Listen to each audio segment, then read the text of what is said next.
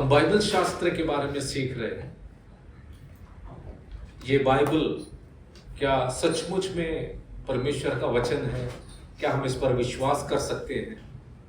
क्या परमेश्वर ने इसको प्रकट करके हमें दिया है? तो पीढ़ी दर पीढ़ी हमें सुनते हैं, इसलिए नहीं, हम खुद सीख रहे हैं कि सचमुच में परमेश्वर का प्रकाश है या नहीं।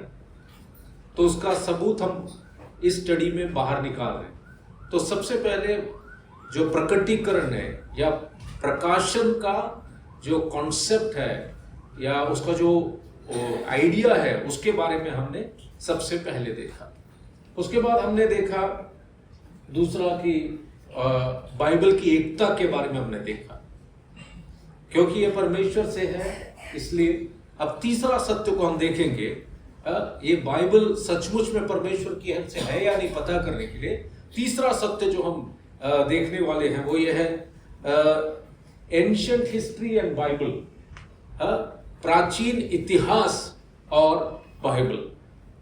अब देखिए, इसमें चार बातों को हम समझने की कोशिश करेंगे। सबसे पहली बात, ऐतिहासिक प्रमाण का महत्व। ऐतिहासिक प्रमाण का महत्व, हिस्टोरिकल फैक्ट्स इंपॉर्टेंट क्यों है करके हम देखेंगे। देखिए, बाइबल केवल आस्था का पुस्तक नहीं है, यानी कि जिस बाइबल की बातों पर हम विश्वास करते हैं, लेकिन बाइबल का एक और खासियत है, बाइबल हिस्ट्री के साथ भी जुड़ा हुआ है, इतिहास के साथ भी जुड़ा हुआ है। और हमने अभी तक देखा, लास्ट पॉइंट में हमने देखा कि ये जो प्रकाशन है ये परमेश्वर की ओर से या दैविक है। हमने इस सत्य को देखा कि ये दैविक प्रकाशन है। तो उसका इतिहास का जो दावा है, ऐतिहासिक दावा जिसको हम बोलते हैं, या हिस्टोरिकल क्लेम्स जो बोलते हैं, वो भी सत्य होना जरूरी है अगर ये परमेश्वर की ओर से है। दूसरा, इसका सच्चाई का पता चला, क्योंकि हमें मालूम है कि आर्कियोलॉजी है ना, जो पुरातत्व शास्त्र है, इसमें दुनिया में सब जगह खोज चलता है कि प्राचीन चीज क्या क्या है, प्राचीन जगह कौन कौन सा है। इसके लिए खुदाई होता है। खुद आर्कियोलॉजी एक साइंस है, एक विज्ञान है वो पुरातत्व शास्त्र। और उसमें हम देखते हैं कि जब ये खंडरों की खुदाई होता है तो हम पाते हैं कि क्या पाते हैं कि बाइबल से जुड़ा हुआ क्या मिला, शिलालेख, मैन्युस्क्रिप्ट्स मिला, पुराना लिखा हुआ। और उसके अलावा हम देखते हैं कि डॉक्यूमेंट्स मिले, दस्तावेज भी मिले।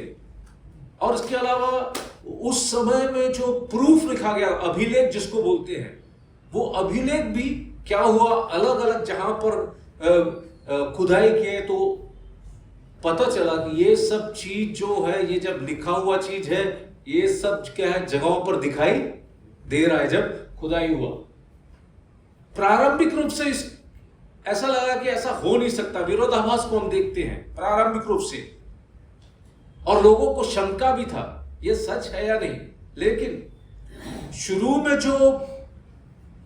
जब ये थोड़ा बहुत जो मैन्युस्क्रिप्ट मिला तो लोगों ने बोला कि नहीं नहीं, ये ऐसे धोखे से आया, ये सही नहीं है करके। लेकिन जब उसकी संख्या बढ़ने लगी और बाइबल से जुड़े हुए, बाइबल में बताए गए बातों का जब खोजा गया, उसके बारे में पुरातत्व शास्त्री लोगों ने उसका खोज किया, एक के बाद एक प्रूफ क्या हो गए, सामने आने लगे। तो प्रारंभिक रूप से विरोधाभास हुआ, शंका हुआ, लोगों को डाउट हुआ।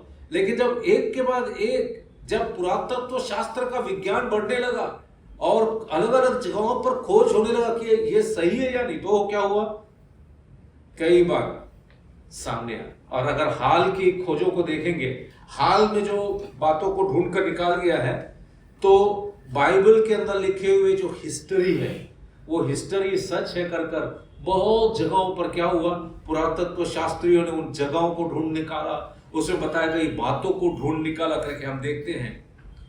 अब स्वयं हिस्टोरियंस, इतिहासकार ही नहीं, जो पुरातत्व शास्त्री है, वो खुद कहते हैं कि बाइबल के अंदर का प्रकाश क्या है, ये सही है।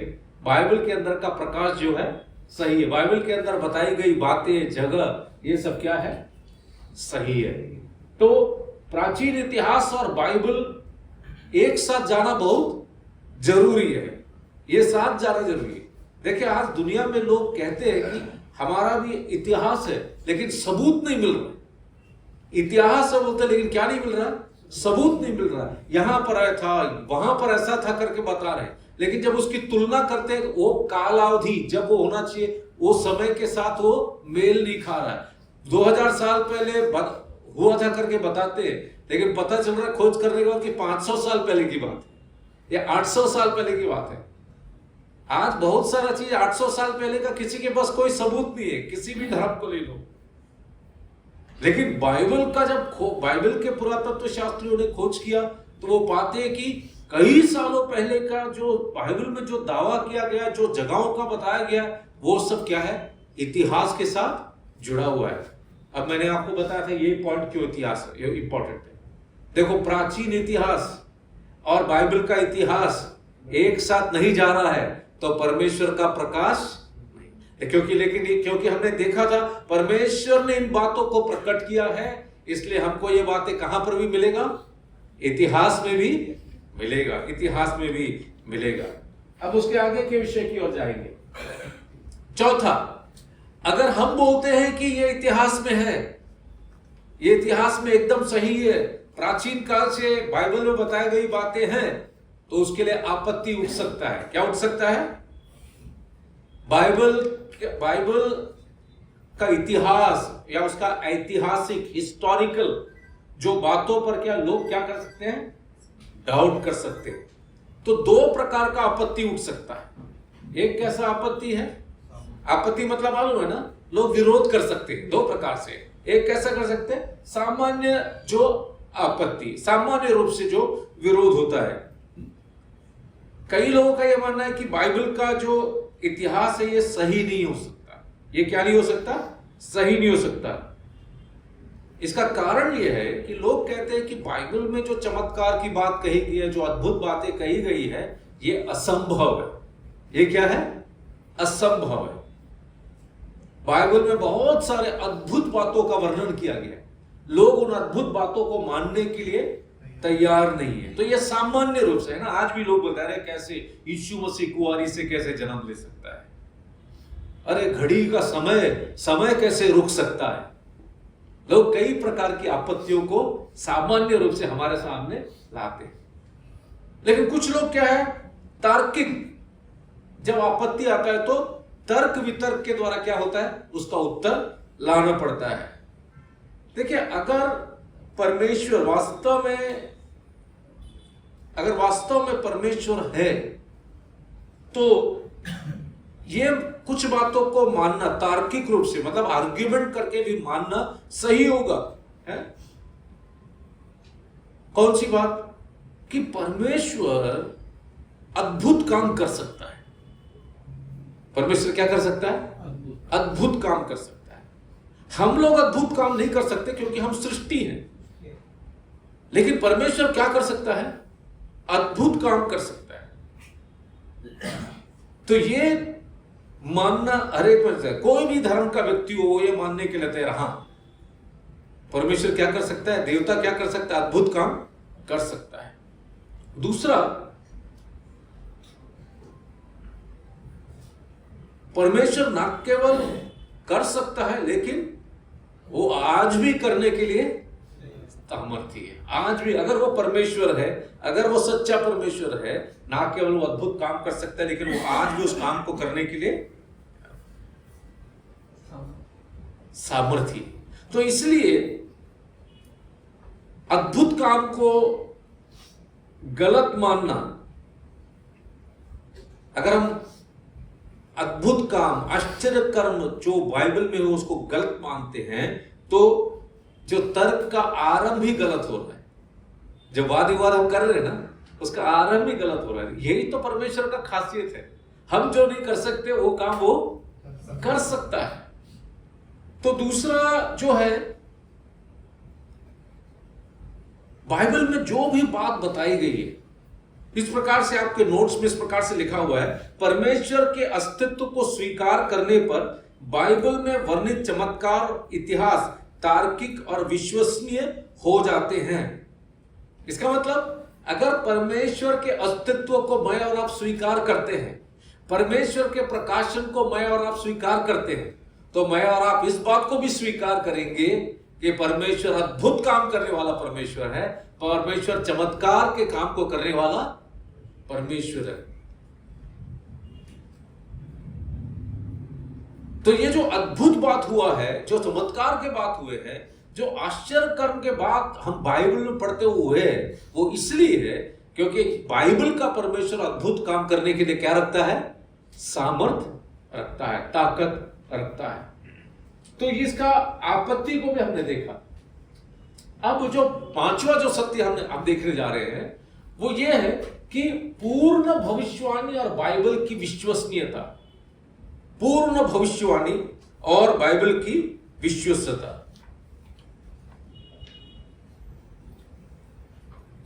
उदाहरण के लिए बाइबल में जो भविष्यवाणियां दी गई है वो अलग अलग कालखंडों में, अलग अलग समयों में वो क्या हुए?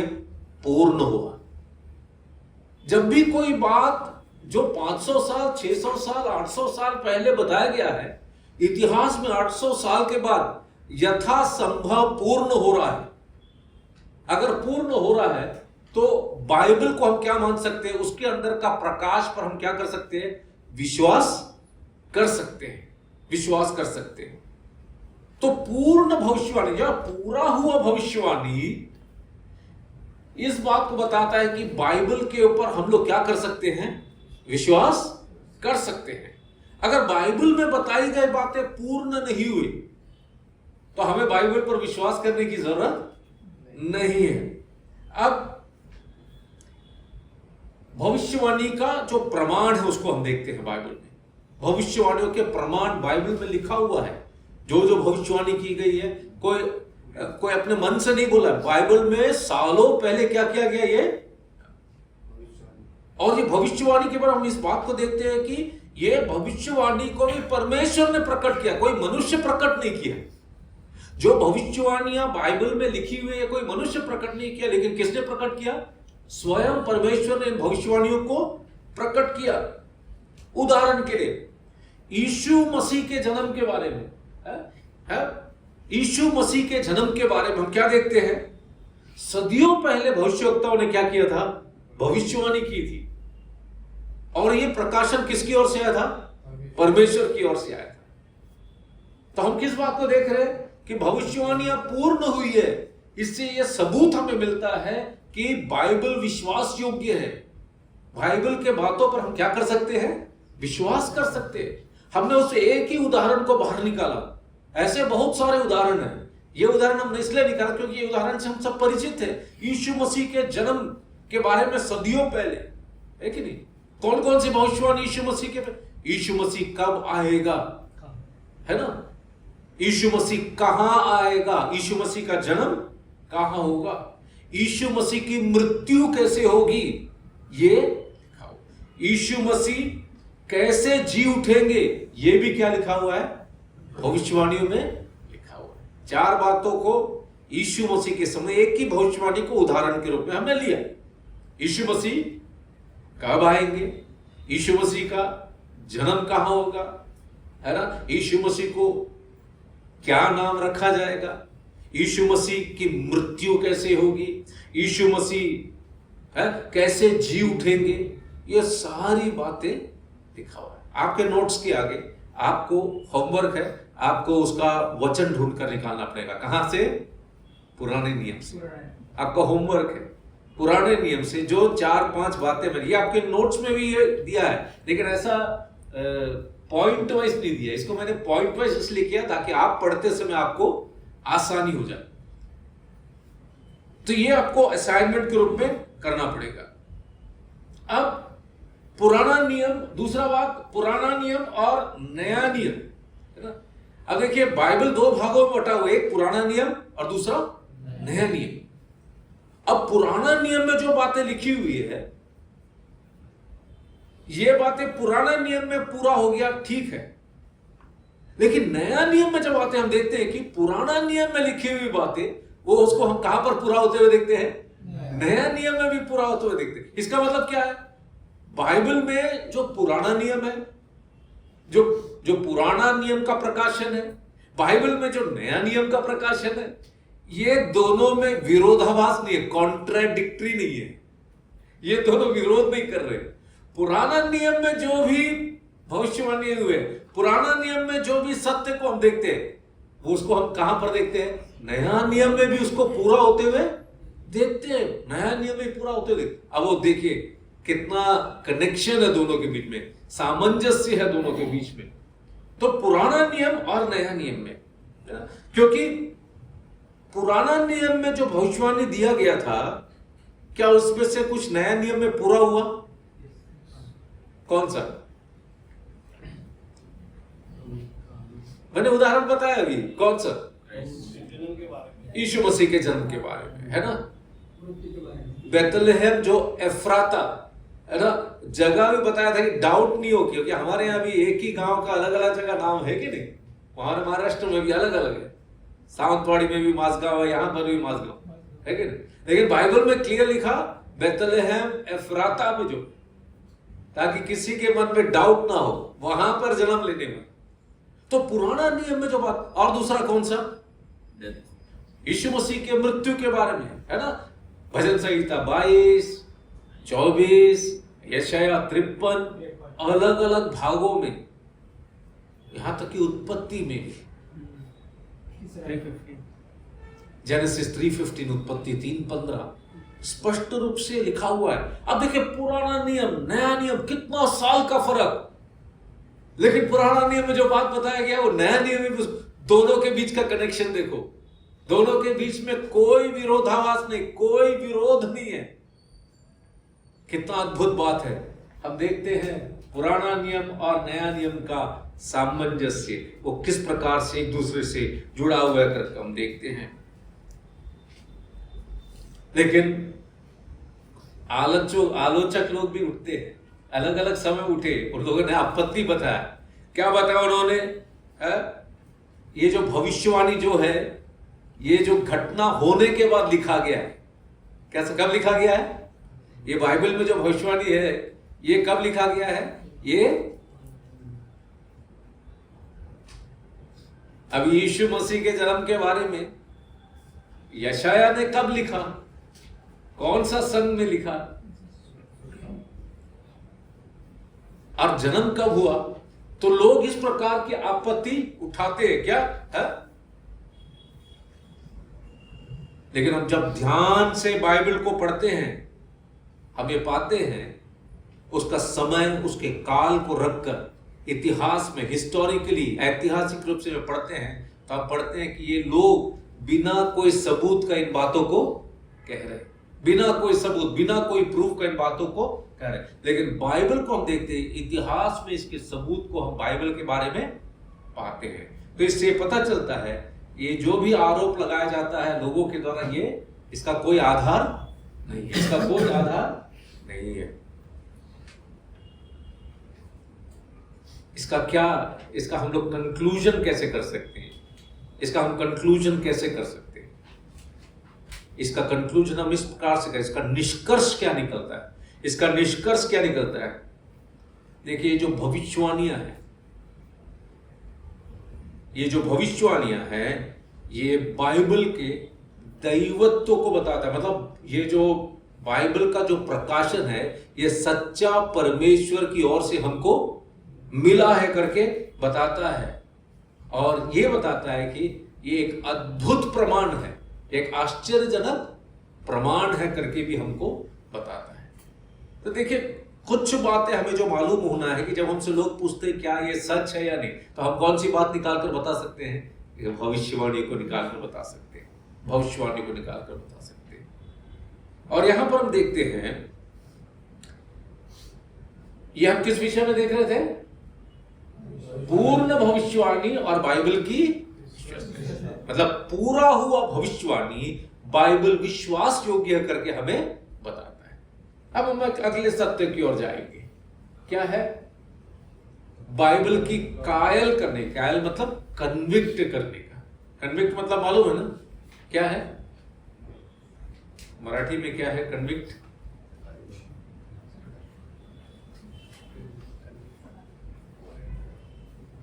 खातरी होना, कन्विक्शन है ना। तो बाइबल की कायल या कन्विक्ट करने की सामर्थ्य। अब हम एक और सत्य में जा रहे हैं, बाइबल परमेश्वर का प्रकाशन है या नहीं, इस सत्य को हम समझते आ रहे हैं। तो हमने भविष्यवाणी को पिछले सत्र में देखा, पिछला पॉइंट में देखा। अब हम देख रहे हैं क्या है बाइबल के अंदर सामर्थ्य है, क्या करता है ये हमारे अंदर क्या है, कन्विक्शन लाता है। ये बात सही है, ये बात गलत है, इसके बारे में क्या लाता है, हमारे अंदर एक, हमारे चेतना को, हमारे अंदर एक सत्य की भावना को लेकर आता है। कायल करता है करके हम इसको हिंदी में करते हैं। तो सबसे पहली बात, ये जो बाइबल है अन्य पुस्तकों से अलग है। इसका कारण है इसको कोई भी पढ़ता है तो क्या हो जाता है मालूम, कुछ ना कुछ उसके जीवन में होता है। अब देखिए, दुनिया में आप कोई भी पर्चा बांट लो, दुनिया में आप कोई भी पुस्तक दे दो, सब लेने के लिए तैयार है, लेकिन कौन सा चीज देने से विरोध होता है? पूरा बाइबल छोड़ो, बाइबल से लिखा हुआ वचन का एक पैम्फलेट लोगों को दे दो तो क्या हो जाता है? विरोध हो जाता है। इसका कारण क्या है? इसका कारण है इसके अंदर जो लिखा हुआ बात है ना, इसके अंदर जो लिखा हुआ बात है, इसके अंदर लिखा हुआ बात अगर मैं और आप उसको कोई भी पढ़ेगा, क्या हो जाएगा, कुछ ना कुछ उसके अंदर क्या होगा, प्रभाव। एक जगह मैं ट्रैक बांट रहा था तो एक बहन ने बहुत विरोध किया, बोला नहीं यहां नहीं दे। तो बोला ठीक है, आपको नहीं चाहिए तो मैं आगे जाता हूं। बोला यहां पर किसी को मत देना, यहां पर एक भी घर में मत देना। तो मैं बोला ये इतना बोलिए तो जानना भी पड़ेगा क्यों नहीं देना है करके।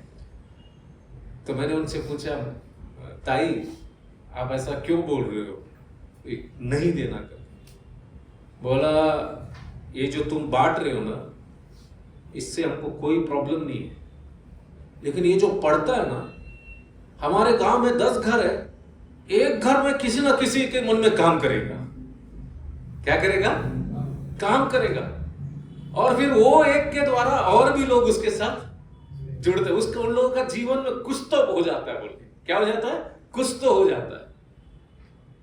अब दुनिया में मैंने आपको बोला कुछ भी बांट लो, किसी को कोई प्रॉब्लम नहीं, लेकिन बाइबल के अंदर का एक वचन लिखा हुआ ट्रैक्ट आप बांट लो, क्या हो जाएगा? लोग बोलते हैं ये मत लो, क्यों? आप समझ, कुछ ना कुछ तो है इसमें, कुछ ना कुछ तो है। वही बात हम देख रहे हैं, बाइबल के अंदर कन्विक्शन है। ये कन्विक्शन का मतलब एक ताकत है। इसका मतलब क्या है? इसका मतलब ये है, सबसे पहला हम देख सकते हैं कन्विक्ट करना या कायल करना। इसका अर्थ को अगर समझना तो बाइबल का ये क्या है, प्रभाव डालता है। क्या करता है? प्रभावित करता है, इन्फ्लुएंस करता है। क्या करता है? इन्फ्लुएंस करता है, प्रभावित करता है। इसका मतलब क्या है, बाइबल प्रभावित करता है? देखिए, बहुत सारे पुस्तक हम लोग क्या के लिए पढ़ते हैं? ज्ञान के लिए पढ़ते हैं। किस लिए पढ़ते हैं? ज्ञान। बाइबल जब हम पढ़ते हैं हमें ज्ञान भी मिलता है, लेकिन बाइबल के अंदर की बातें मनुष्य के हृदय को भी क्या करता है? छूता है। मनुष्य के हृदय को भी छूता है। शराबी शराब पीना बंद कर देता है। पत्नी को मारने वाला उसके सत्य को जब ग्रहण करता है, पत्नी को मारना बंद कर देता है। जो आज तक झूठ बोलता था, वो झूठ बोलना प्रभावित करता है। एक व्यक्ति के जीवन में ना केवल ज्ञान आता है उसके प्रकाश से, लेकिन उसका प्रभाव भी उस व्यक्ति के जीवन में। उदाहरण के लिए, एक पापी व्यक्ति को उसके पाप का बोध उसको करवाता है।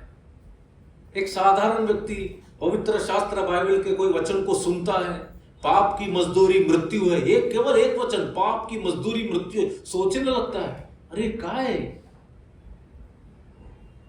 सबने पाप किया, अरे सबने पाप किया। मनुष्य सोचने लगता है मैंने पाप किया, और उसके जीवन में क्या हो जाता है?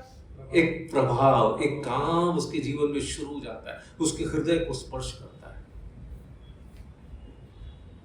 ऐसा दूसरा पुस्तक नहीं।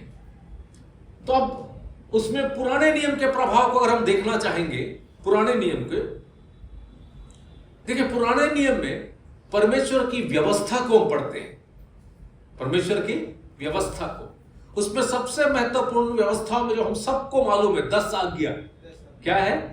10 आज्ञा। दुनिया में ऐसा कोई भी मनुष्य नहीं है जो इन पूरे 10 आज्ञा को वैसे ही पालन करता है। किसी ना किसी को क्या करता रहता है? तोड़ता रहता है, क्या तोड़ता रहता है। अब पुराने नियम का प्रभाव को देखिए। पुराने नियम में परमेश्वर ने बहुत सारी आज्ञाओं को दिया, लेकिन उसमें 10 आज्ञाएं बहुत प्रमुख है। लेकिन वो 10 आज्ञा में सिर्फ 10 है, लेकिन वो 10 आज्ञा को भी मनुष्य क्या नहीं कर रहा पाता है? पूरा पालन नहीं कर पाता। तो ये जो व्यवस्था है, जो पुराना नियम का जो व्यवस्था है, ये मनुष्य कितना असमर्थ करके बताता है। मनुष्य कितना असमर्थ है, मनुष्य अपने आप में कितना कमजोर है करके बताता है। मनुष्य के अंदर उसकी ताकत कुछ भी करने के लिए कितना कम है करके, मनुष्य को कितना जल्दी गिर जाता है करके बताता है। और ये क्या करता है, कैसा प्रभाव पड़ता है? ये जब हर बार उस आज्ञा को तोड़ता है, ये आज्ञा उसको दोषी ठहराता है। ये आज्ञा उसको क्या ठहराता है? दोषी ठहराता है। तो पुराने नियम के प्रभाव को देखिए। उसके अलावा नए नियम के प्रभाव को भी हम देख सकते हैं।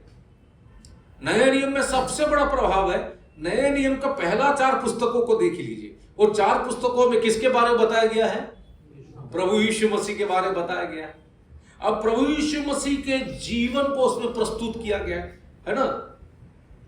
अब यीशु मसीह जब इस दुनिया में था, यीशु मसीह के जीवन को देखकर, उनके प्रवचन, उनके बोली को देखकर लोगों ने क्या बोला? अरे ये तो हमारे शास्त्रियों के जैसा नहीं बोलता, ये तो एकदम अलग है। और उन्होंने बोला ये अधिकार के साथ बोलता है। उसका बोली एकदम अलग था, उसका जीवन एकदम कैसा था? यीशु मसीह का जीवन ही एकदम अलग था, यीशु मसीह का शिक्षण ही एकदम अलग था। तो हम लोग क्या देखते हैं? यीशु मसीह जब मनुष्यों के बीच में चला तो एक आदर्श का मापदंड के रूप में था। कैसा था? आदर्श का मापदंड। तो मतलब मत्ती, मरकुस, लूका, यूहन्ना, बाइबल का 4 पुस्तक पढ़ेंगे तो यीशु मसीह के जीवन लोगों के सामने आएगा, तो लोगों के मन में उठेगा इसके जैसा मेरा जीवन होगा तो कितना अच्छा होगा। उसका जीवन ऐसा था कि जब उसको न्याय के लिए लाया गया, उसने ये पूछा तुम में से कौन मेरे जीवन में एक भी पाप को दिखा सकता है? अरे कौन ऐसा बोल सकता है? बचपन से उसके साथ जीने वाले, युवावस्था में उसके साथ जीने वाले, परिवार में उसके जीवन देखने वाले, उनके सामने खुल्लम चैलेंज किया। क्या चैलेंज किया? देखो मेरे जीवन में ऐसा कौन है जो एक भी पाप को। यीशु मसीह को क्रूस पर जब चढ़ाया जा रहा था, उनके विरुद्ध में झूठे गवाह को लाना पड़ा, क्योंकि एक भी उसके विरुद्ध में गलत बात किसी को दिखाई नहीं दिया। झूठे गवाहों को लाना पड़ा। इसलिए क्या होता मालूम? दुनिया में किसी के भी पीछे चलने के लिए लोग तैयार हैं। ध्यान दीजिए, दुनिया में किसी के पीछे भी लोग चलने के लिए तैयार है। कोई भी महापुरुष, कोई भी गुरु, सबके पीछे चलने के लिए तैयार है। लेकिन यीशु मसीह के पीछे चलने के लिए मुश्किल है। क्यों? यीशु मसीह का जीवन, यीशु मसीह का चरित्र देखने से लोगों को डर लगता है। क्या लगता है? डर लगता है, इसके पीछे कैसे चलेंगे। इसीलिए तो यीशु मसीह का हमेशा विरोध होता है। पतरस और यूहन्ना को क्या बोले? इस नाम से प्रचार। आज भी कहां किस में विरोध होता है? आज भी किस में विरोध होता है? इस नाम से, यीशु नासरी के नाम से क्या नहीं होना चाहिए? कोई प्रचार नहीं होना चाहिए। यीशु का जीवन ऐसा था, उसका जीवन का स्टैंडर्ड, जीवन शैली ऐसा था कि उसके पीछे चलने के लिए लोगों को क्या आता है मालूम? भय आता है। इसलिए सबसे अच्छा क्या है? उसको देव ही मत मानो, उसको परमेश्वर ही मत मानो। अब आप समझ रहे हैं? आप समझ रहे हैं? ये जो यीशु नए नियम में, वो नया नियम का प्रभाव को देखिए, पुराना नियम का प्रभाव ने देखा, 10 आज्ञा में लोग फेल। नया नियम में यीशु का जीवन, ऐसा जीवन बिताना यीशु परमेश्वर को जानने से, ये प्रकाश के बातों को के पीछे चलने से, यीशु मसीह के जैसा जीवन बिताना चलेगा, कोई नहीं चाहता है। ये तो बहुत कठिन जीवन है। शिष्यों ने भी यही बोला ना, यीशु मसीह ने सिखाया जीवन की रोटी मैं हूं। शिष्यों ने क्या बोला? बहुत मुश्किल है। और हम पढ़ते बहुत सारे लोग उसको छोड़कर चले गए। व्यावहारिक प्रमाण को भी हम देखते हैं। आप देखिए यहां जितने लोग बैठे, हम में से जितने लोग बैठे, ये व्यावहारिक प्रमाण का सबूत है। किस चीज का? कि बाइबल हमारे अंदर क्या करता है? कायल करता है। हमारे अंदर क्या करता है? परिवर्तन लाता है। ये नया नियम हमारे अंदर, पुराना नियम हमारे अंदर प्रभाव लाता है, नया नियम हमारे अंदर प्रभाव लाता है। व्यावहारिक प्रमाण, प्रूफ यहां पर बैठे हुए। व्यावहारिक प्रमाण यहां पर, हम में से जितने लोग यहां पर बैठे हैं, हम लोगों ने बाइबल में से कुछ ना कुछ सुना। वो हमारे जीवन को कैसा रखा? पहले के जैसा रखा कि कुछ बदलाव लेकर आए?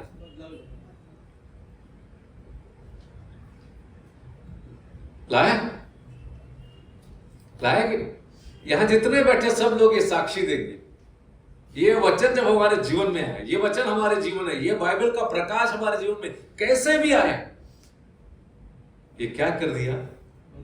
कुछ तो बदल कर दिया। जब बाइबल हमारे पास आया, बाइबल का सत्य हमारे पास आया, पुराना नियम का परमेश्वर की 10 आज्ञा के सत्य, नए नियम में यीशु मसीह के जीवन और उसका वचन हमारे सामने आया, हम लोगों को कैसा लगा? हम लोगों का जीवन कैसा है करके लगा? हम लोग क्या चिल्लाए? मैं कौन हूं? परमेश्वर, मैं पापी हूं। यही तो है कन्विक्शन, यही तो है प्रभाव। इसलिए मैं कई बार जब सुसमाचार का प्रचार होता है, मैं लोगों से कहता हूं, सुसमाचार का प्रचार होता है तो किसी को जोर जबरदस्ती मत करके उनका उद्धार मत कर देना। कलीसिया में भी हमारे बच्चे उद्धार नहीं पा रहे, नहीं पाने दो, चलेगा। परमेश्वर का वचन जब काम करता है ना, तो वो क्या हो जाता है? सच्चा परिवर्तन होता है। क्या हो जाता है? सच्चा। हम लोगों का तारण दे सकते हैं, लेकिन वो सच्चा परिवर्तन नहीं है। अभी हमने देखा परमेश्वर का जो प्रकाश आया है, वो जब लोगों के जीवन में आता है, उसका प्रभाव आता है तो उसका वो अपने जीवन को उस प्रभाव में लाने वाले परमेश्वर यीशु मसीह के अधीन कर देते हैं, क्योंकि वचन ही विश्वास लाता है। रोमियो की पत्री 10वें अध्याय में देख, वचन क्या लेकर आता है? विश्वास लेकर आता है। अब देखिए यहां जितने लोग बैठे हैं, इसका प्रमाण है। किसका? प्रैक्टिकल प्रमाण है, प्रैक्टिकल एप्लीकेशन है कि वचन ने काम किया। वचन ने क्या किया? काम किया। तो मेरे प्रियजनों, बाइबल जो परमेश्वर की ओर से आया, इसका एक दूसरा प्रमाण, एक और प्रमाण क्या है कि क्या करता है? कन्विक्ट करता है। क्या करता है? कन्विक्ट करता है। क्लियर हो गया? ये क्लियर हुआ कि नहीं? हम उसके अगले सत्य की ओर जाएंगे इसके बारे में। बाइबल के जीवन को परिवर्तित करने की सामर्थ्य।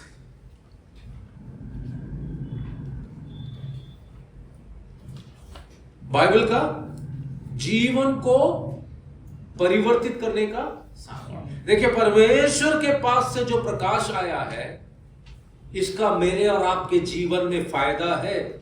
ये क्या करता है? जीवन को क्या कर देता है? परिवर्तित कर देता है। ये परिवर्तन लाने का सामर्थ्य, ये जो बाइबल है, इसमें है। मैं और आप जितने लोग यहां पर बैठे हैं, मैं आपको बता दूं, इसको हम कई तरीके से देख सकते हैं। कई लोग इस प्रकार से बोलते हैं, अरे बाइबल में ये मत करना, ये मत करना, ये मत करना, ये मत करना, ये मत करना, ये लिखा हुआ है। इससे जीवन का क्या मजा आएगा? ये मत करना, ऐसा करोगे तो गलत है, ऐसा करोगे तो गलत है, ऐसा करोगे तो गलत है, ऐसा लिखा हो बहुत सारे लोग। लेकिन मैं आपको बता देना चाहता हूं, बाइबल केवल दोषी ठहराने तक सीमित नहीं, एक व्यक्ति को दोषी ठहराने के लिए तक सीमित। अब आप सोच के देखिए, हम लोग पढ़े चोरी मत करना, चोरी मत करना लिखा हुआ है कि नहीं?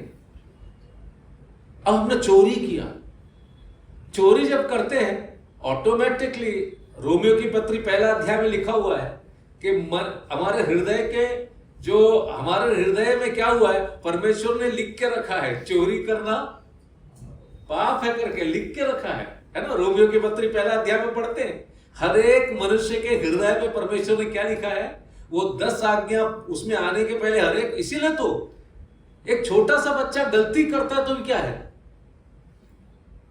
उसको एहसास होता है ये मैंने जो किया ये क्या नहीं किया, सही नहीं किया करके। अब आप सोच के देखिए, बाइबल अगर दोषी ठहराने तक सीमित रहता, चोरी किया, अब चोरी करने के बाद मनुष्य का मन क्या रहता है, अशांत रहता है। कैसा रहता है? मतलब गलत करने के बाद अशांत रहता है। अब आप सोच के देखिए, बाइबल हमको ऐसे ही अशांत छोड़ देता तो क्या होता है? सच है या नहीं? बाइबल हमको ऐसे ही अशांत छोड़ देता तो क्या होता? तो हमारे अंदर कोई आशा या कोई आनंद नहीं रहता, कोई आशा या कोई आनंद। बाइबल का खासियत क्या बोलो, अगर वो एक पाप को दिखाता है, वो पाप से बाहर कैसे निकल कर आ सकते ये भी दिखाता है। ये केवल बाइबल में आपको मिलता है, ये केवल बाइबल में आपको दिखता है। बाइबल ही केवल ऐसा एक पुस्तक है, धार्मिक पुस्तक है, परमेश्वर का प्रकाश है, जो ये बताता है ठीक है तूने पाप किया, कोई बात नहीं, ये पाप से बाहर निकलने का भी रास्ता उसी बाइबल के अंदर लिखा हुआ है। पाप की मजदूरी मृत्यु है, लेकिन परमेश्वर का वरदान हमारे प्रभु यीशु मसीह में क्या है? अनंत जीवन है। मृत्यु का भय नहीं, अनंत जीवन का आनंद। मृत्यु का शंका, लेकिन सार्वकालिक जीवन का आशा। आप देख रहे हैं? तो बाइबल ना केवल पाप को दिखाती है, लेकिन किस चीज को भी दिखाता है? उद्धार के मार्ग को भी बाइबल क्या करता है? दिखाता है। तीसरा, उद्धार के परमेश्वर की योजना। दूसरा बात, अद्वितीय उद्धारकर्ता का संदेश।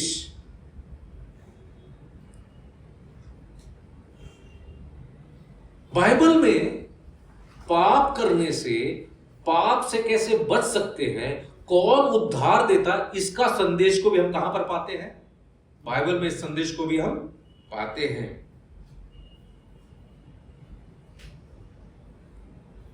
और इसका तुलना हम किसी और धार्मिक पुस्तक के साथ नहीं कर सकते, क्योंकि यहां पर एक उद्धारकर्ता के बारे में बताया गया है। कोई भी धार्मिक पुस्तक या कोई भी धार्मिक व्यक्ति ऐसा बताने वाला नहीं है। लेकिन बाइबल में देखो, बाकी जितना भी धर्म इस दुनिया में है, वो मनुष्य को क्या बताता है कि मनुष्य को क्या करना चाहिए। क्या बताता है? मनुष्य को क्या करना चाहिए, मतलब अनंत जीवन पाने के लिए क्या करना चाहिए, या अपने देवता को प्रसन्न करने के लिए क्या। बाइबल ही एकमात्र पुस्तक है ये बताता है, जो ये बताता है, देखो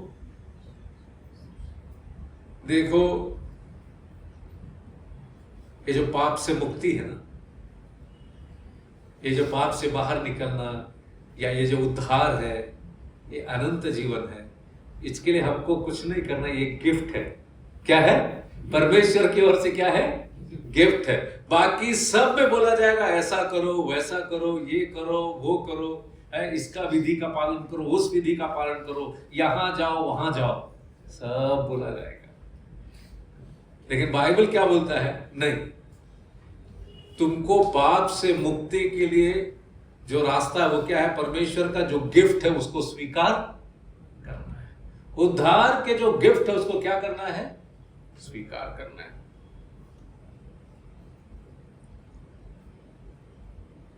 और उद्धार जो है, ये परिवर्तन, उद्धार जो परमेश्वर की योजना को समझने से आता है। उद्धार जो है, बाइबल बताती है कि उद्धार की योजना बाइबल में ही लिखा गया है। उद्धार की योजना ये परमेश्वर ने हमारे सामने लाया। कैसे लाया? देखो, पाप तो हम किए, लेकिन हमारे पापों का दंड परमेश्वर ने हमारे बीच में मनुष्य बनकर जन्म लेने वाला, पाप रहित जीवन बिताने वाला यीशु मसीह के ऊपर सारे मनुष्यों के पाप के दंड को परमेश्वर ने क्या कर दिया? मतलब मनुष्य को उनके पाप से बाहर निकालने की योजना स्वयं परमेश्वर ने बनाया, स्वयं परमेश्वर ने निकाला। मनुष्य को क्या करना है? केवल विश्वास करना है। कुछ करना है क्या? नहीं, केवल क्या करना है? विश्वास करना है। योजना, काम, प्रायश्चित है, मुक्ति का रास्ता, सब चीज परमेश्वर ने कर दिया। मनुष्य को अपने कोशिश से कुछ नहीं करना है। परमेश्वर मनुष्य को केवल क्या करना है? विश्वास। विश्वास कौन कर सकता है? अब गरीब का आदमी कर सकता है, अमीर आदमी कर सकता है, स्त्री कर सकती है, विश्वास स्त्री कर सकती है, पुरुष कर सकता है, ऊंचा जाति का आदमी कर सकता है, छोटा जाति का कर सकता है, मलयालम बोलने वाला कर सकता है, मराठी बोलने वाला विश्वास कर सकता है, एकदम अनपढ़, कभी स्कूल नहीं गया, वो विश्वास कर सकता है। आप समझ रहे मेरी बात को? आप समझ रहे मेरी बात को? विश्वास दुनिया में कोई भी कर सकता है, लेकिन मनुष्य जो रास्ता बताता है वो सब नहीं कर सकती। लेकिन यहां पर आप देखिए, जब उद्धार मनुष्य को मिलता है, जो परमेश्वर की योजना के अंतर्गत कोई आता है, तो मनुष्य का जीवन अलग हो जाता है। अलग हुआ कि नहीं? परिवर्तन आया कि नहीं? एक बदलाव आया कि नहीं? यह प्रकाश केवल कहां मिलता है? बाइबल में मिलता है। यह उद्धार का प्रकाश केवल कहां मिलता है? बाइबल में मिलता है। इसके हमें कुछ करना है क्या? नहीं, सब किसने किया? परमेश्वर ने किया। सब कुछ परमेश्वर ने उसके इतना ही नहीं, ये जीवन परिवर्तन का प्रमाण भी क्या हो जाता है? मैंने आपको बताया, दुनिया का कोई भी व्यक्ति हो, हर एक व्यक्ति को क्या मिलता है? आशा मिलता है। दुनिया का कोई भी कोने में हो, दुनिया का, इसीलिए तो दुनिया के 205 देशों में कौन सा बात पहुंचा है? कौन सा बात पहुंचा है? बाइबल। और बाकी सब जगह नहीं पहुंच पाया, सब जगह, लेकिन ये सब जगह पहुंच गया है। क्यों? क्योंकि इसी में ही है परमेश्वर का प्रकाशन। इसीलिए तो हम मर मर कर अनुवाद कर रहे हैं, मर मर कर लोगों के पास तक पहुंचा रहे, जिसने सुना नहीं उसको पहुंचा रहे। क्यों? ये परमेश्वर का क्या है? प्रकाशन है। इसमें क्या है? जीवन को परिवर्तित कर सकता है। इसका प्रमाण कैसे हमें पता चलता है? आज दुनिया के कोई भी कोने में चले जाओ, जीवन परिवर्तित हुआ कोई ना कोई एक व्यक्ति आपको और मुझको जरूर मिलेगा। जहां ये वचन पहुंचा है वहां पर क्या हुआ? जीवन परिवर्तित हुआ है। इसका प्रमाण आपको मिलेगा। चाहे वो दुनिया में किसी भी कोने में आप चला जाओ, किसी भी जाति, किसी भी भाषा, किसी भी वर्ग, किसी भी गोत्र में चले जाओ, आपको इसका प्रमाण जरूर मिलेगा। ये जहां गया वहां पर जीवन क्या हो गया? परिवर्तित हो गया। जीवन परिवर्तित हो गया।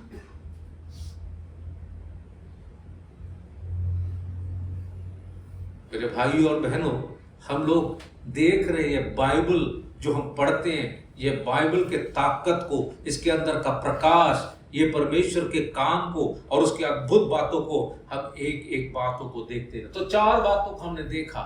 सबसे पहले क्या लगा? बाइबल केवल हमें दोषी नहीं ठहराता। अगर ऐसा रहता तो आज दुनिया का हर व्यक्ति क्या रहता? दुखी रहता। लेकिन बाइबल क्या? आपके अंदर अद्वितीय अद्भुत उद्धार का संदेश छुपा हुआ है। और ये बाइबल बताता है ये उद्धार का योजना मनुष्यों का नहीं है। क्यों फर्क है? आज दुनिया में मनुष्य योजना बता रहा है। मनुष्य क्या बता रहा है? योजना बता रहा है। देखो उद्धार ये करो, उद्धार ये करो। अरे मनुष्य जो कल के बारे में नहीं जानता वो मनुष्य योजना बता के कहां मनुष्य क्या होगा। लेकिन बाइबल के अंदर जो उद्धार का योजना है किसने बताया? परमेश्वर के प्रकाश। आप समझ रहे ना, हम जिस दुनिया में रहते हैं ये प्रकाश लोगों तक पहुंचना कितना जरूरी है। और उसके बाद हमने देखा ये प्रकाश जहां भी पहुंचा वहां पर क्या हुआ है? परिवर्तन आया। ये प्रकाश जहां भी पहुंचा वहां पर क्या हुआ? परिवर्तन आया। एक गांव में सुसमाचार पहुंचा। उस गांव में जितने परिवार थे उनमें से आधे लोग इस सुसमाचार को स्वीकार किए।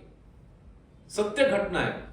दूसरे लोग उस सुसमाचार को स्वीकार नहीं किए। थोड़ा समय आगे बढ़ता गया, समय आगे बढ़ता गया। जिन लोगों ने सुसमाचार को स्वीकार किया उनमें एक परिवर्तन, उनमें क्या हो गया? वो जहां रहते गांव का वो भाग एकदम स्वच्छ, गांव का वो भाग एकदम स्वच्छ।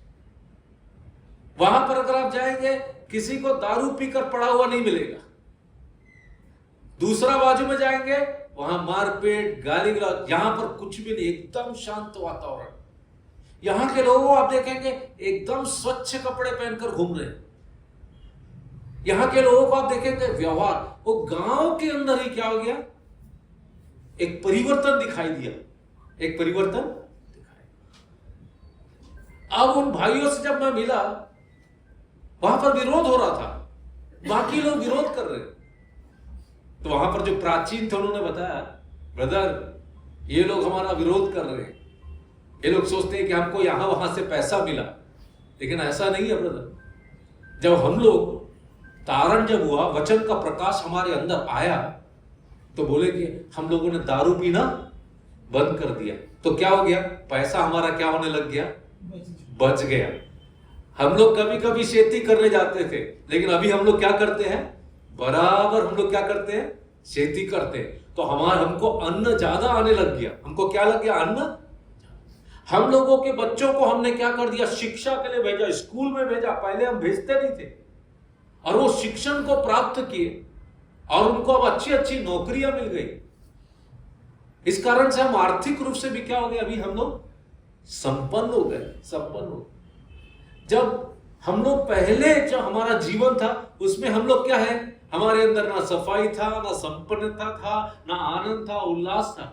अब जब लोग हमें इस प्रकार से देखते हैं तो हमारे ही रिश्तेदार हमारे सोचते हैं कि वो लोग आज भी यही सब करते रहते हैं। उनको क्या लगता है कि ये लोग कहीं और से पैसा लेकर आते हैं, इनको कहीं और से पैसा मिला है। आप देख रहे हैं परिवर्तन, परिवर्तन। हम सबका जिंदगियों को देख लीजिए, परिवर्तन आया कि नहीं?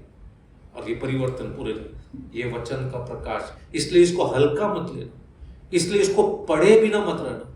इसको रोज पढ़िए, जब मौका मिला पढ़िए, इसके अंदर के सत्य को समझिए।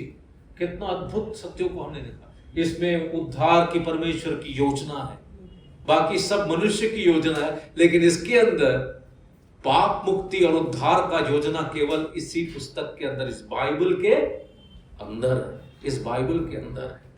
कितना अद्भुत बात है। अब एक सत्य की ओर मैं आपको ले जाना चाहूंगा, है वो है बाइबल की स्थिरता और उसका संरक्षण, एंड्यूरेबिलिटी। मतलब अभी भी वही सत्य, अभी भी वही बात बना हुआ है। अभी भी ये सारी बातें क्या है? प्रिजर्व करके रखा गया है। इसको क्या है? इसको संरक्षित करके रखा गया, प्रिजर्व करके रखा गया है।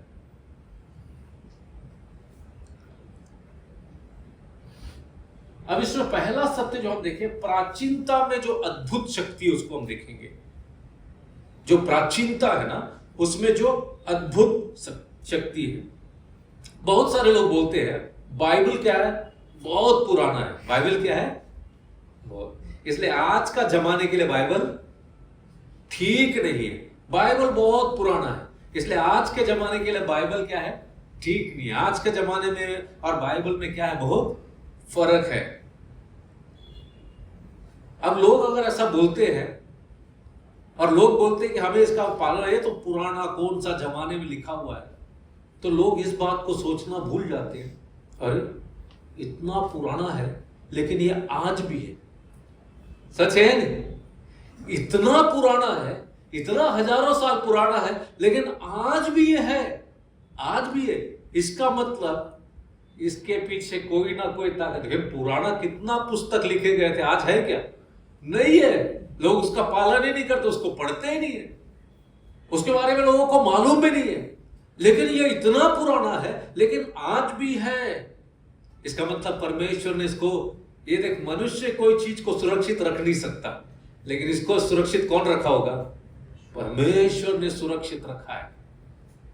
अब आप सोच के देखिए, ये लोग कहते हैं बहुत पुराना चीज है, इसका आज क्या वैल्यू? अरे तुम सोचो, इतना पुराना चीज है, आज भी तुम्हारे हाथ में, तुम्हारी भाषाओं में, जो जो भाषा बोलते उस भाषा में है। इसका मतलब इसको कौन सुरक्षित रखा होगा? आज से 1000 साल, 1500 साल या 500 साल पहले लोगों ने लिखा हुआ पुस्तक है नहीं। लोगों ने लिखा हुआ पुस्तक है नहीं।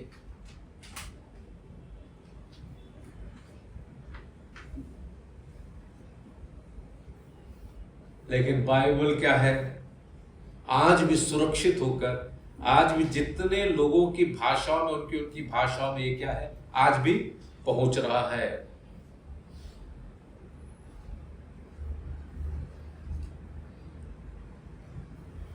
बाइबल का आज भी प्रासंगिक होना, मतलब आज भी रेलेवेंट है बाइबल। बाइबल क्या है? आज भी प्रासंगिक है, मतलब आज भी उतना ही मूल्यवान है जितना आज से हजारों साल पहले था। आज भी उसका उतना ही काम है जितने हजारों साल पहले था। उसका वैल्यू में कोई कमी नहीं है, उसके मूल्य में कोई कमी नहीं आ रहा। कुछ लोग बोलते हैं कि बहुत पुराना है, साइंटिफिकली, वैज्ञानिक रूप से इसको हम लोग क्या नहीं कर सकते, इसको प्रूव नहीं कर सकते। फिर भी आज लोग कहते हैं वैज्ञानिक रूप से प्रूव नहीं कर सकते, लोग कहते हैं इसमें बहुत सारा गलती है। फिर भी आज के दिन में भी, आज के डेट में भी, दुनिया में सबसे ज्यादा छपकर बिकने वाला पुस्तक कौन सा है? बाइबल। अगर ये प्रूव नहीं हो सकता, अगर इसमें त्रुटियां हैं, कोई छापेगा? एमास का एक पुस्तक में एक बार इसका जो अंदर का जो पेजेस है आगे पीछे हो गया था। 1000 पुस्तक हमने छापा, हम लोग क्या कर दिए? उसको फाड़ कर जलाने के लिए दे दिए। क्यों? लोगों को पढ़ने नहीं हो रहा था, लोगों को पढ़ने नहीं हो रहा था। हमने उसको क्या कर दिया? त्रुटि जिसमें रहेगा दुनिया, और हम क्या करेंगे? उसको क्या करेंगे? उसको नष्ट करने का कोशिश करेंगे। लेकिन आज भी, इतने साल हो गए, आज भी दुनिया में सबसे ज्यादा पढ़ा जाने वाला और छपने वाला पुस्तक, बिकने वाला पुस्तक कौन सा है? बाइबल। 2200 भाषाओं में इसका अनुवाद हुआ है। कितना भाषाओं में? लगभग 2200 भाषाओं में इसका क्या हुआ है? अनुवाद हुआ है। अनुवाद हुआ है। लोग कम से कम सोचना चाहिए, इस पुस्तक को इतना अनुवाद क्यों कर रहे हैं? अभी आप सोच के देखिए, ये जो एमाउस का कोर्स है, ये भारत के लगभग 22 भाषाओं में इसका अनुवाद हो रहा है। कितना भाषाओं में? 22 भाषाओं में। कितना हजारों रुपया खर्चा होता है, कितने लोग इस पर काम करते हैं, कितना महीनों काम करना पड़ता है।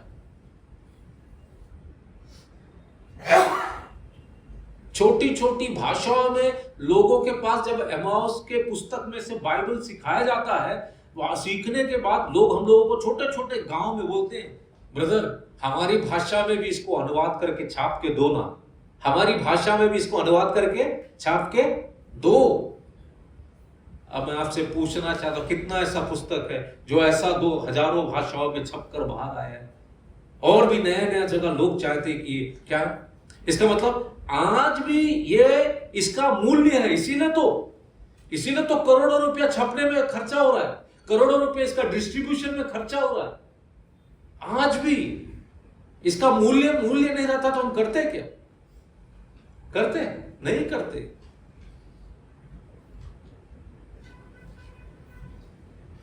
मेरे भाई और बहनों, बाइबल आज भी प्रासंगिक है। कैसे? सबूत मैंने आपको दिया। 2000 से भी ज्यादा भाषाओं में छप रहा है, बिक रहा है, दुनिया का सबसे ज्यादा बिकने वाला पुस्तक। और इसका जो प्रभाव और पहुंच, इसका प्रभाव और पहुंच पूरे दुनिया के सारे देशों में मैंने आपको बताया, पूरे दुनिया के। देखो हमारे जैसा, मतलब जिसको ये प्रकाश मिला है, उसके जैसा ये बाइबल को बांटने का प्रयत्न कोई करता है क्या? नहीं करता है। आज भी आपको बाइबल फ्री में मिल जाएगा। क्यों? ये बाइबल का मूल्य प्रकाश जिसको मिला है ना, वो इतना खुश रहता है। कोई हमसे बाइबल पूछता है तो हम उसको क्या बोलते हैं? मैं आपको खरीद कर देता हूं। बोलते हैं कि नहीं? बोलते हैं या नहीं? कोई भी हमसे पूछता है ब्रदर हमको एक बाइबल पढ़ना, हम लोग क्या करते हैं? हमारे पास कुछ भी नहीं रहेगा, हम कहीं से भी जुगाड़ करके क्या करेंगे? उसको देने की कोशिश करेंगे, उसको देने की कोशिश कर देंगे। इसलिए तो हजारों बाइबल बांटे जाते हैं। आज भी लोग बांट रहे हैं, आज भी बांट रहे हैं। इसका प्रभाव देखो, इसका प्रभाव देखो। वो पैसा तो हम दूसरा चीज के लिए उपयोग कर सकते हैं ना, नहीं, लेकिन कोई भी एक इंसान हमसे मांगे हम उसको जरूर पहुंचा देते हैं। बाकी कौन करता है साहब, मेरे को बताइए। बाकी लोग कुछ ना कुछ पैसा दे के ही लेना। आप आपके दोस्तों में देखे कौन अपना कोई धार्मिक पुस्तक किसी को खरीद के फ्री में बांटते हुए आपने सुना है कभी? सुना है कभी? इसका प्रभाव देखो, इसका प्रभाव देखो। ये किस चीज को बताता मालूम? ये कौन से सत्य को बताता आपको मालूम है? ये जो बाइबल केवल इतिहास का कोई साहित्य नहीं है, हिस्ट्री में किसी ने लिखा वाला कोई पुस्तक या कोई साहित्य नहीं। इसका प्रभाव और पहुंच इस बात को बताता है। लेकिन आपको मैं बता दूं, आज भी एक मनुष्य को परमेश्वर का संदेश सुनना है तो कहां से ही मिल सकता है? केवल बाइबल से ही, केवल बाइबल से। मेरे विश्वासियों, इसको प्यार करो। मेरे विश्वासियों, इसको अगर आपने आपके जीवन में प्रभाव किया, इसको दूसरों तक पहुंचाओ। चाहे इसमें अपमान सहना पड़े, लेकिन पहुंचाओ। क्योंकि मनुष्य के लिए परमेश्वर का संदेश केवल इसी में ही आपको मिलेगा। पूरे मनुष्यों को परमेश्वर का अगर संदेश उनके कानों में पहुंचना है, इस बाइबल के अंदर ये मनुष्य को ये संदेश मिलेगा। मैं आपके सामने एक चैलेंज रखना चाहता हूं कि आप बाइबल को इतना गंभीरता से लेते हैं। हमने कितने बातों को छोटा छोटा तोड़ के बाइबल के महत्व को समझने के लिए एक पृष्ठभूमि के रूप में हम देख रहे हैं। हम इसको कितना मूल्य देते हैं। जब ये पूरा दुनिया में प्रभाव डाल रहा है, तो मेरे और आपके जीवन में इसका प्रभाव कैसा है? केवल इस सत्य को बस सोचिए, इस दुनिया का एक मनुष्य अगर परमेश्वर की आवाज को सुनना चाहता है, परमेश्वर के संदेश को सुनना चाहता है, आपके पास जो बाइबल है उसी में ही परमेश्वर की आवाज को सुन पाएगा।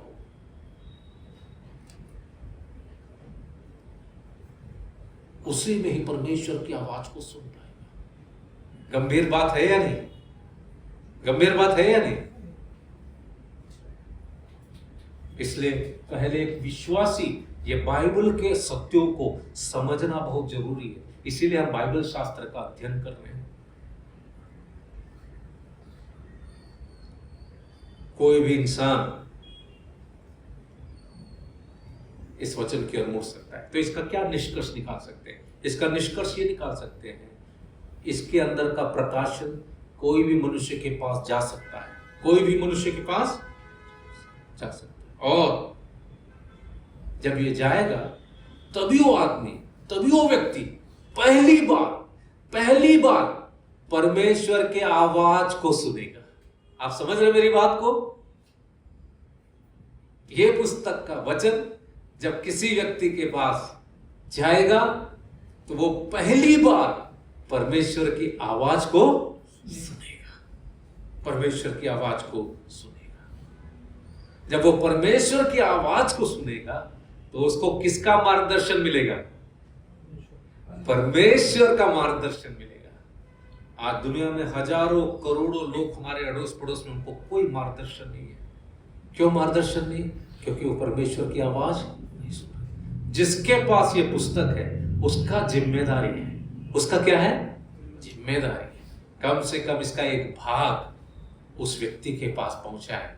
क्यों मालूम? जब आप ऐसा करेंगे ना, वो इंसान पहली बार परमेश्वर का आवाज सुनेगा